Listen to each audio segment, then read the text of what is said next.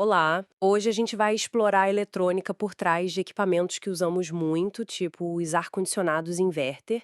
A ideia é entender melhor como funcionam os componentes-chave, sabe? Tipo o IPM, o módulo inteligente de potência e como as placas conversam entre si. Vamos usar umas documentações técnicas para isso. Queremos não só ver como funciona, mas como achar problemas e ler os sinais. Ok, vamos fundo nisso. E entender isso é, assim, fundamental, né? Porque esses controles são o coração da eficiência e do bom funcionamento desses aparelhos hoje em dia. Sem pegar a manha disso, a manutenção vira meio que um chutômetro. Vamos começar pelo começo? O que é o inverter? Basicamente, ele pega a energia da tomada, a corrente alternada, transforma em contínua e depois converte de novo para alternada, só que com frequência e tensão que podem variar. A grande vantagem, economia de energia, claro, comparado com os modelos antigos de liga-desliga, e o IPM é super importante nisso, né? Tipo o maestro do compressor. Exato. E o fascinante é como o IPM faz isso.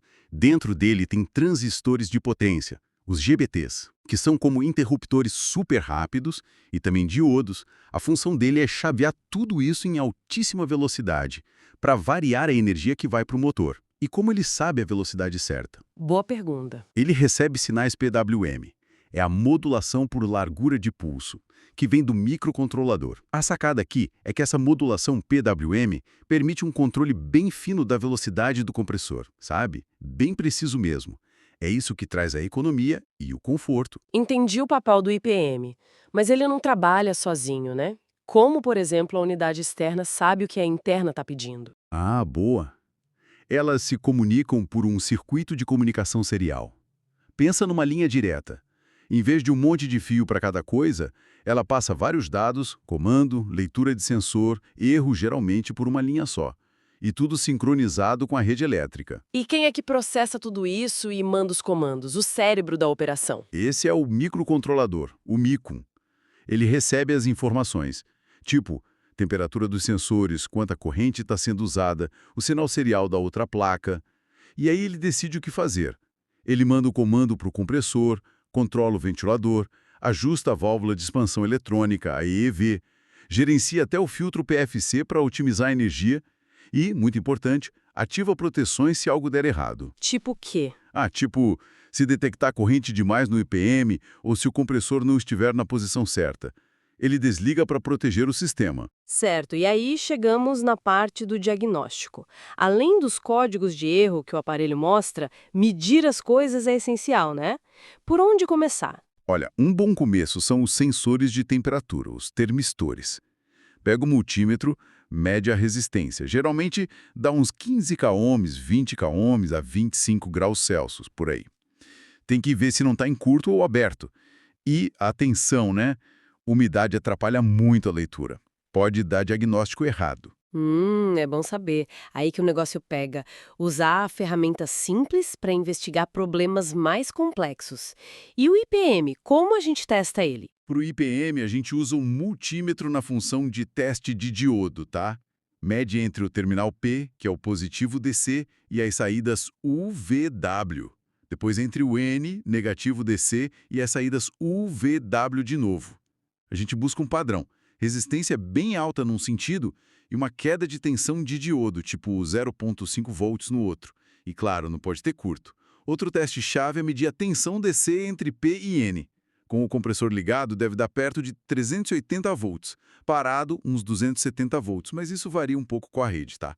E a comunicação serial e aqueles sinais de falha que você mencionou? A serial dá para tentar ver a tensão AC entre o neutro e o terra, ou com um multímetro analógico, tentar pegar pulsação no terminal de sinal. Verificar as tensões DC de controle, tipo 5 volts, 12 volts na placa, também é crucial. Agora, sobre as falhas, o IPM tem um pino chamado FOUD, Fault Output. Se ele detecta problema interno sobre a corrente, subtensão, superaquecimento, ele manda um sinal para o micron por esse pino. Ah, então esse sinal FOL é tipo um alerta de emergência. Exatamente. É um mecanismo de proteção fundamental. E isso levanta um ponto importante. Qual? A necessidade de conectar e usar esse sinal FOL no projeto. Se esse pino fica solto, desconectado, o sistema pode ficar doido por causa de ruído elétrico. Se o micron principal não usa o FOL, a recomendação é tratar ele, ligar um capacitor no terra ou conectar na alimentação de 15 volts, só para não dar disparo falso, entende? Ignorar é arriscado. Entendi. E o que acontece se, sei lá, o comando que o Mi comanda e o que realmente acontecer lá no motor, se eles perdem a sincronia? O sistema percebe. Se o controle e o retorno não batem, ele acusa erro. Pode aparecer algo como erro de localização do motor do ventilador externo ou erro de proteção do módulo.